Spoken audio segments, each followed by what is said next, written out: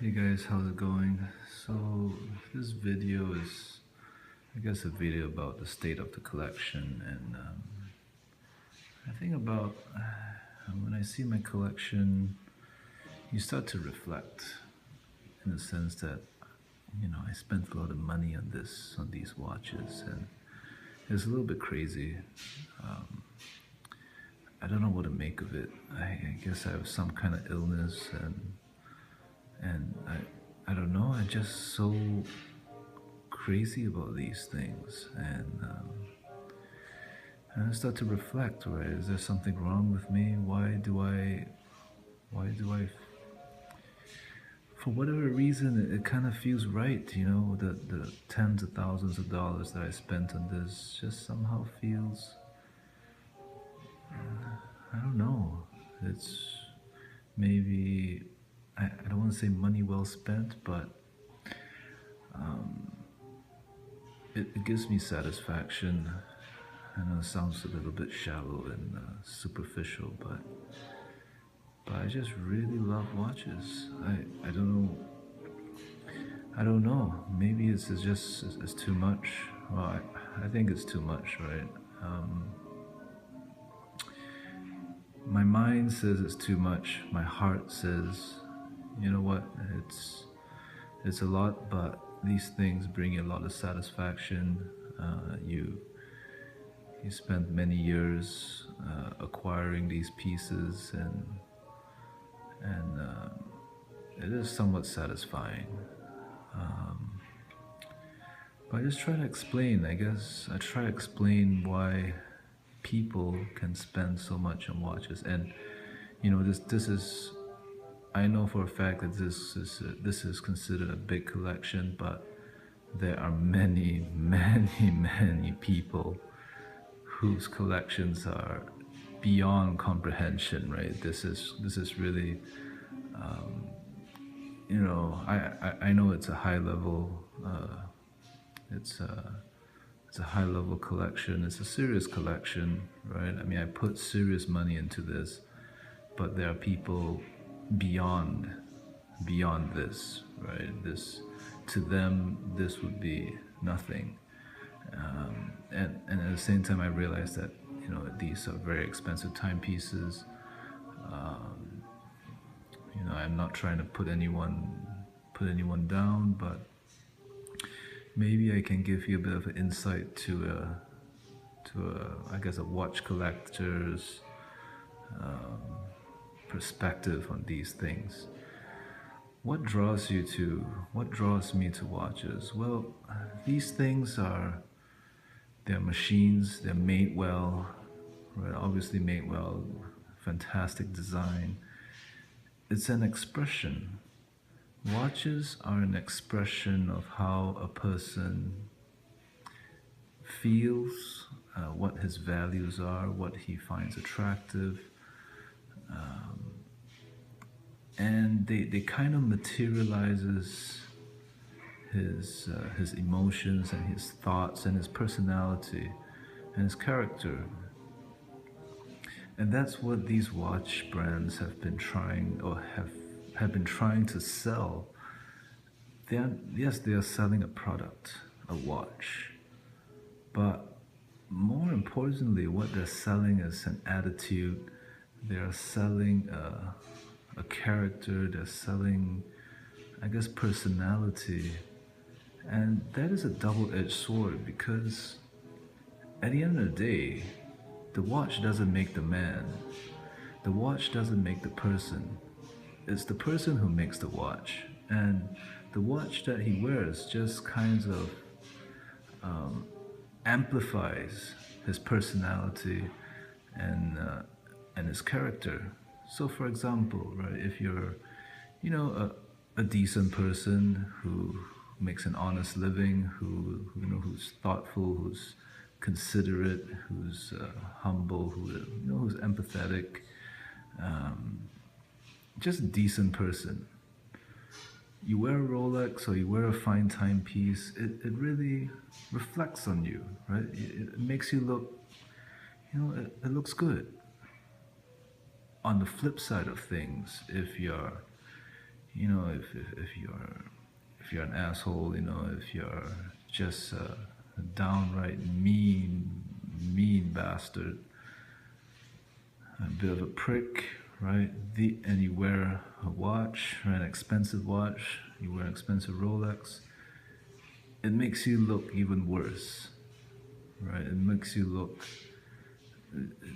like scum, you know, and therefore watches are a vessel, right? It amplifies who you are as a person, and that's why it's so intriguing, right? Because it tells the world who you are, what you believe in, and what you like and what you enjoy.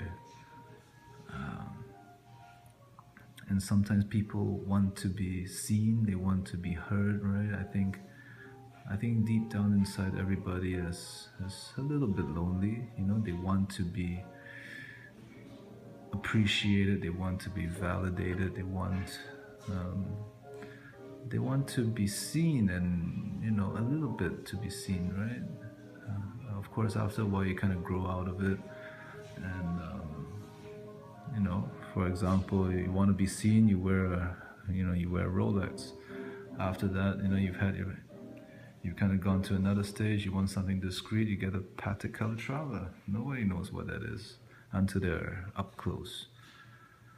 So, you know, watches sell to different people at different stages of life, and, yeah, and people can, well, they try to sell you personality, and that's something which I don't quite agree with. In fact, I kind of like frown upon that, right? You can't buy personality, you can't buy character, you can't buy attitude, you know,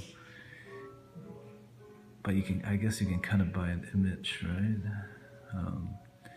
You look at all these celebrities, you know, Rolex, who's their number one endorser? It would have to be Roger Federer.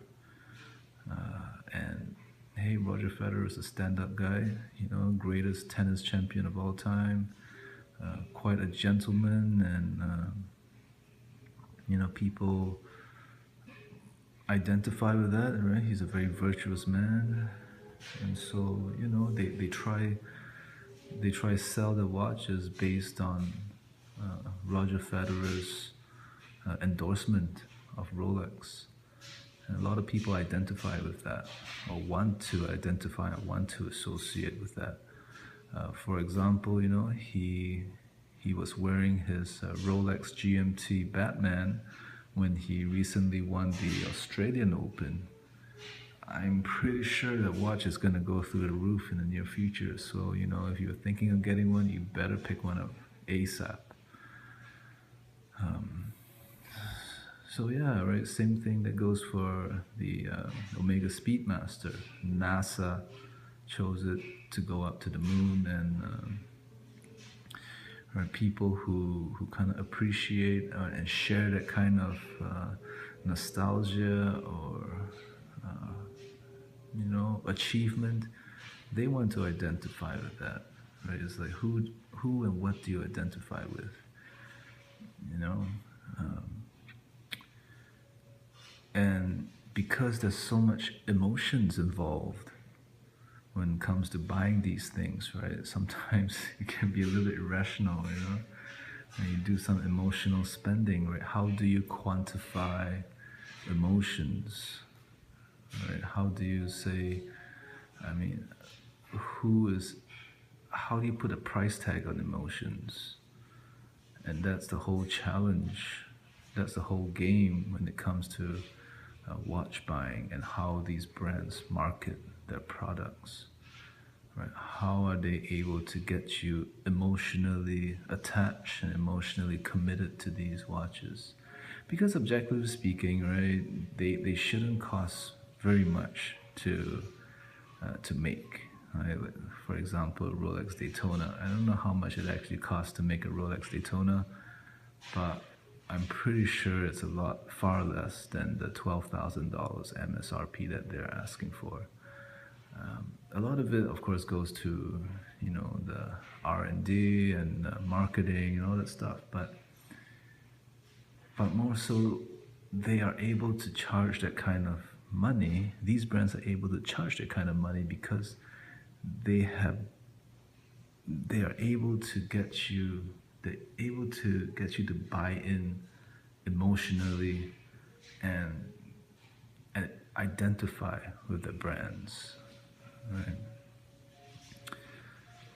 So I don't know, is that superficial? Maybe, but you know, I just appreciate them for what they are. Of course, brand recognition, provenance. I'd say it's pinnacle. You know, how are these items, these objects, how are they able to move you emotionally? It's just like art, right? These things are pieces of art. They really are. Right? They're beautiful, beautiful watches, and you know, I'm obviously very happy to and feel very, very fortunate and blessed to own them, and you know, I just want to share them with you, and you know, you got any questions that you like me to answer about any particular watch, please feel free to drop me a message, or if you have any questions, you know, I would love to hear from you, and yeah, and give you and tell you my honest opinion on any of these pieces. No piece, no watch is perfect. Right? Perfection is unattainable. Right? Perfection is I don't know. There's no such thing as perfect. Right? And that's the beauty of watches. They're always striving for perfection, but it's unattainable. So anyway, please tell me what you think. Like, subscribe, comment down below, and take care.